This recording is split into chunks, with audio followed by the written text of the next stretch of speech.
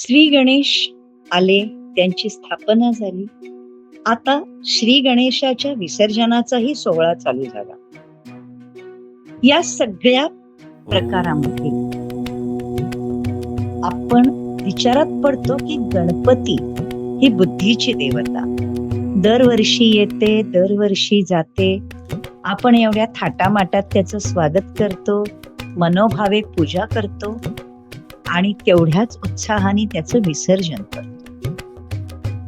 तसं पाहिलं तर विसर्जन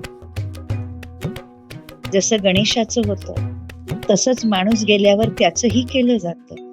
त्यावेळेला माणूस एवढ्या उत्साहात जात नसतो, पण गणेशाच्या वेळेला मात्र विसर्जनाला आपण छानपैकी ढोल ताशे घेऊन आरती करत नाचत बागडत विसर्जनाला जातो. हे असं का होत असावं याच्याबद्दल कधी विचार केलाय? जरा पहा, गणपती ही बुद्धीची देवता. बुद्धीची देवता म्हटल्यानंतर ज्ञानाची देवता.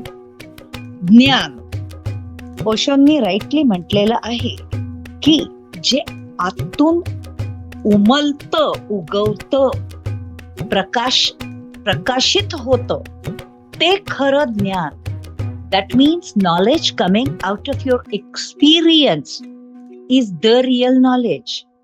आणि जे बाहेरून आपण लोकांच्या सांगण्यावरून किंवा पुस्तकांमधून मिळवतो ती फक्त माहिती असते, इन्फॉर्मेशन.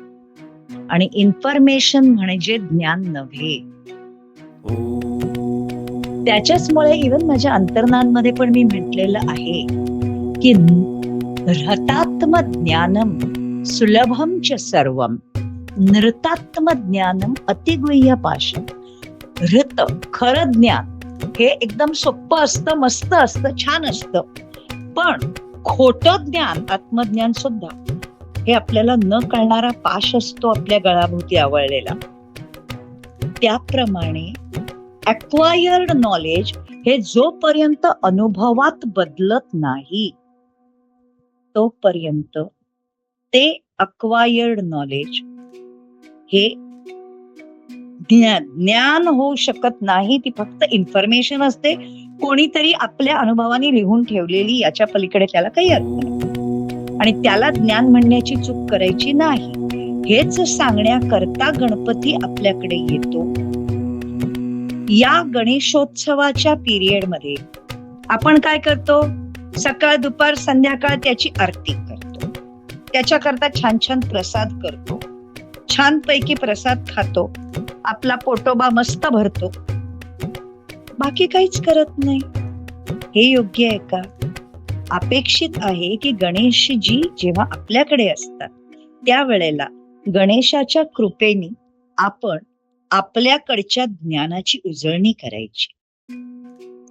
आपल्याकडच्या ज्ञानापैकी किती गोष्टी या आपण लायब्ररी सारख्या साठवून ठेवल्यात. या पुस्तकातून वाचलंय, त्या पुस्तकातून वाचलंय, किंवा ह्यानी सांगितलंय त्यानी सांगितलंय म्हणून. आणि किती गोष्टी आपण आपल्या अनुभवाने शिकलोय.